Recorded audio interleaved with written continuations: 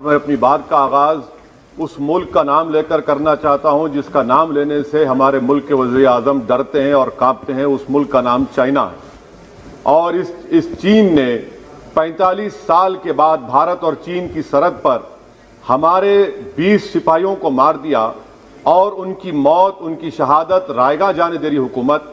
जिस मुकाम पर इनको मारा गया था उस मुकाम पर आज भारत की फौज PP4, PP8 तक हम पेट्रोलिंग नहीं कर सकते। आज अरुणाचल प्रदेश में चीन, भारत के LAC में चीन ने गांव को बसा दिया। ये सरकार चीन से लफ्जी तौर पर इस बात का एहतजाज करने की ताकत नहीं रख सकती कि आपने भारत के LAC के अंदर एक गांव को बना दिया। नकुला सिकम में चीन घुस रहा है। आखिर क्या डर है उस हुकूमत को और खास तौर से वजीर आजम को कि वो चीन का नाम लेने से डरते हैं?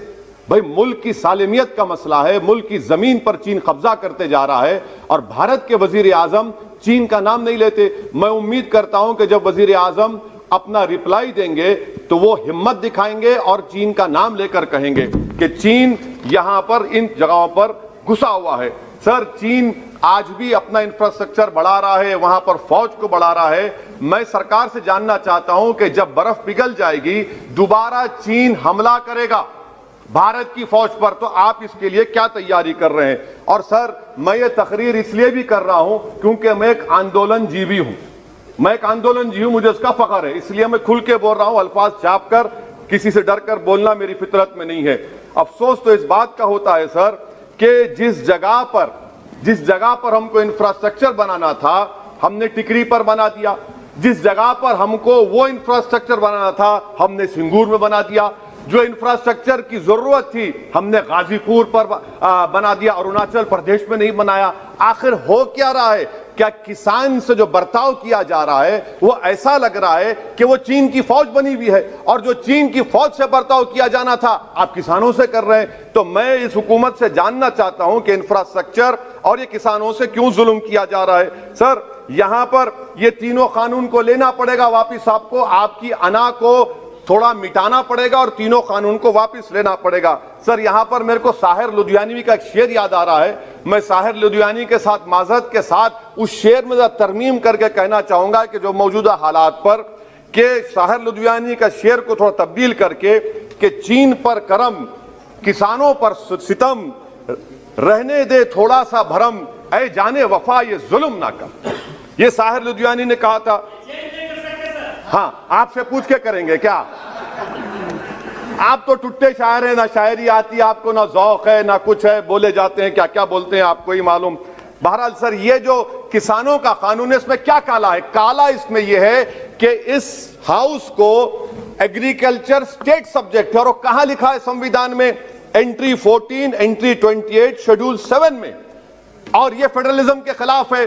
केशवानंदा भारती खास तौर पर कहता है कि फेडरलिज्म बेसिक स्ट्रक्चर है। तो ये सबसे बड़ा काला है। और सर, ये पूरा किसानों के एजिटेशन से क्या बात मालूम हुई कि सरकार को इस लोकसभा की अजमत, इसकी खूबसूरती की कोई इनके पास हैसियत नहीं है। सरकार इस ऐवान से डरती नहीं है। सरकार किससे डरती है? जब लोग रोड पर निकल कर आते हैं तो मोदी जी की नींद हराम हो जाती है। तो वही आप पैगाम दे रहे हैं कि लोग रोड पर निकले तो सरकार कहती है कि हम 1.5 साल तक कानून को मुलतवी कर देंगे। अरे आप कैसा बोलते? क्या इस ऐवान की तौहीन नहीं है कि आप यहां पर कानून अपनी ताकत की बुनियाद पर बनाते हैं और इस लोकसभा की अजमत को निस्तनाबूद कर देते हैं? तो ये बात आपने पैगाम दी कि जब लोग रोड पर निकल कर आते आप डरते हैं। आप बनाओ CAA के रूल्स, इंशाअल्लाह हम दोबारा रोड पे निकलेंगे, पूरे भारत में उसके खिलाफ एहतजाज होगा। सर, तीसरी बात, सबका साथ, सबका विकास, सबका विश्वास, यह भी झूठ है। क्यों झूठ है? बाबरी मस्जिद के डेमोलिशन का केस आता है, जजमेंट आता है और केस में कहा जाता है कि किसी ने नहीं तोड़ा। अगर सरकार उस जजमेंट के खिलाफ अपील क्यों नहीं करती? अपील क्यों नहीं करती? एक क्रिमिनल एक्ट सुप्रीम कोर्ट ने कहा डेमोलिशन ऑफ बाबरी मस्जिद को। आप हुकूमत में हैं, आप अपील इसलिए नहीं कर रहे क्योंकि आप अपने लोगों को पैगाम देना चाहते हैं। क्या पैगाम देना चाहते हैं? कि बेटा काशी मथुरा में भी तोड़ दो, हम तुम्हारे साथ हैं। अपील नहीं करना चाहते बाबरी मस्जिद डेमोलिशन केस को। क्या आप इंसाफ पसंद नहीं है? क्या आप मजलूम के साथ नहीं खड़े रहना चाहते? क्या आप जालिमों को जेल में नहीं भिजाना चाहते जिन्होंने 6 दिसंबर को बाबरी मस्जिद को शहीद किया? आपकी खामोशी इस बात का इकरार है कि आप तशद्दुद पसंद हैं। आप जबर के नाम पर आपके पास कानून की बालादस्ती का कोई रोल नहीं है। सर, चौथा पॉइंट, आंदोलनजीवी पैरासाइट। सर, जमहूरियत की बका के लिए, संविधान की बका के लिए आंदोलन करना जरूरी है, और वजीर आजम या कोई बरसर इख्तिदार जमात के लोग अगर आंदोलनजीवी पैरासाइट का लफ्ज इस्तेमाल करेंगे तो मैं याद दिलाना चाहता हूं सर आपके जरिए से इस हुकूमत को कि हिटलर ने जर्मनी में यहूदियों के खिलाफ इनको कॉकरोचेस का, टर्माइट्स का, उसके बाद 20 मिलियन, आप देखते हैं कि 2 मिलियन से ज्यादा यहूदियों को गैस के चैम्बर में डाला गया। इस तरह के अल्फाज इस्तेमाल करने से क्या आप भारत में वही जर्मनी की तारीख को दोहराना चाहते हैं? और सर आप सुन लीजिए। जी सर, थोड़ा बहुत क्या सर बोलते समय में। हाँ सर, जी सर, आप आगे ना सर, आप प्रोटेक्शन है मुझे, अब तो कोई फिक्र की बात नहीं, और खुल के बोल सकते सर। आप आ गए सर, स्पीकर आ गए सर, अब तो क्या है सर, आप हमारे लिए हैं। सर, यहां पर आंदोलनजीवी आंदोलन नहीं करना।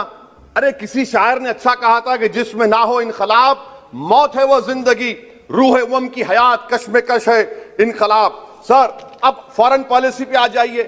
किसी ईना मीना डीका ने ट्वीट किया, आपने परेशान हो गए। ईना मीना डीका ने ट्वीट किया, आप खड़े हो गए। अरे कौन सी फॉरेन पॉलिसी है आपकी? भारत के अतराफ में जितने पड़ोसी हैं, चीन हमला किया, कौन सा एक पड़ोसी है जो चीन के खिलाफ बोलता है? बताइए। कोई नहीं बोलता, मुंह नहीं खोलता। श्रीलंका में आप पोर्ट बना रहे हैं, किसके साथ? जापान के साथ। किसको काम मिल रहा था? आपके नूरे नजर को, आपके नूरे नजर को, आपके चहीते नूरे नजर को। श्रीलंका ने कहा हम भारत को नहीं बनाने देंगे टर्मिनल पोर्ट यहां पर। आप बताइए फॉरेन पॉलिसी। सर, नेपाल का वजीर आजम कहता है कि भारत से ताल्लुकात उस वक्त तक बहाल नहीं होंगे जब तक कि भारत नेपाल की जमीन वापस नहीं करता।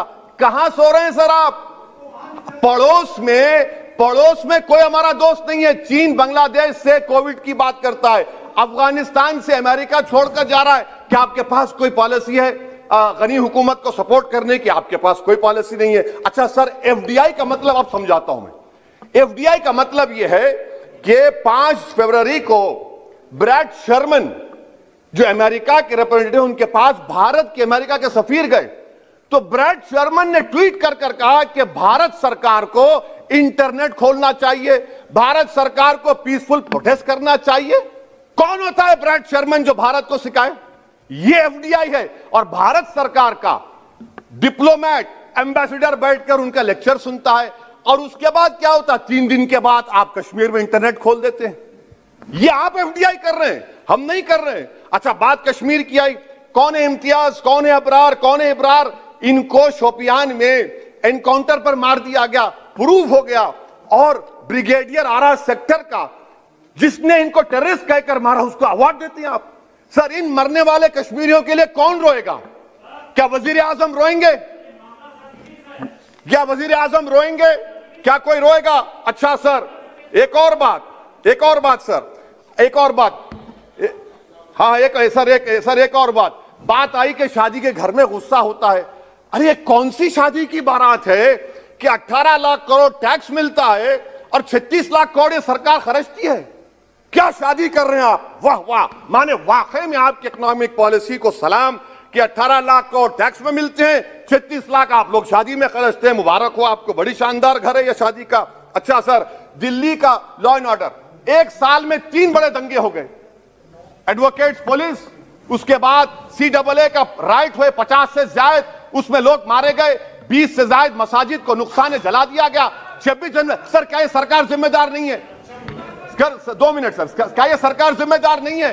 आपकी सरकार है, आपका होम मिनिस्टर, आप रोक नहीं पा रहे। आपकी कमजोरी और आपकी नादानी की वजह से, आप में दूरअंदेशी नहीं है, आप उसको अलाउ कर रहे हैं। और फैजान के कातिल कौन है? क्यों नहीं पकड़ा फैजान के कातिल को आपने अब तक? जिन बच्चों को रोड पर मारा जा रहा था, जनगण मन बोला जा रहा था, एक तरफ तब तक नहीं पकड़े आप। अच्छा सर, आखिर में मैं आपको ये बात याद दिलाना चाहता हूं कि इसमें एस्पिरेशनल डिस्ट्रिक्ट्स 11 में से 20 बैकवर्ड डिस्ट्रिक्ट्स नीति आयोग के सीमांचल मुस्लिम डोमिनेटेड है सर। सीमांचल में कटिहार, पूर्णिया, अररिया है। सर, पूर्णिया का एयरपोर्ट, सिविल टर्मिनल का काम क्यों नहीं होता सर? अब आ जाइए सर माइनॉरिटीज पर। 3 स्कॉलरशिप स्कीम है। मैं पुकार रहा हूं, मुतालिबा कर रहा हूं कि डिमांड करो। सरकार ने 2020-21 में 3 स्कॉलरशिप के लिए 2265 करोड़ का ऐलान किया। कितने पैसे आपने दिए? सबका साथ, सबका विकास, सबका विश्वास, 436 करोड़ रुपए। किसको झूठ बना रहे हैं आप? पढ़िए आप लोग। अच्छा सर, उसके बाद आप देखिए कि कितने लोगों को कितने माइनॉरिटी स्कॉलरशिप नहीं मिली। 36,000 माइनॉरिटी स्कॉलरशिप नहीं मिली। और सबसे ज्यादा इलिटरेसी मुसलमानों की है, लेडीज की है। आप बोलते नहीं है। इसीलिए सर मैं आखिर में आपके जरिए से हुकूमत से अपील कर रहा हूं कि आंदोलन होगा, नाइंसाफी के खिलाफ आवाज उठेगी, संविधान को बचाया जाएगा। नरेंद्र मोदी भारत के वजीर आजम है, दिल्ली सल्तनत के बादशाह या जहां पनाह नहीं है। जिल्ले इलाही का दौर खत्म हो चुका है, जहां पनाह का दौर खत्म हो चुका है। मोदी की आंखों में आंखें डालकर उनकी गलतियों को बोला जाएगा। इसलिए शायर ने कहा था कि जो चुप रहेगी ज़बान खंजर, लहू पुकारेगा आस्ती का। बहुत बहुत शुक्रिया सर। श्री सब्सक्राइब इशातुल इस्लाम।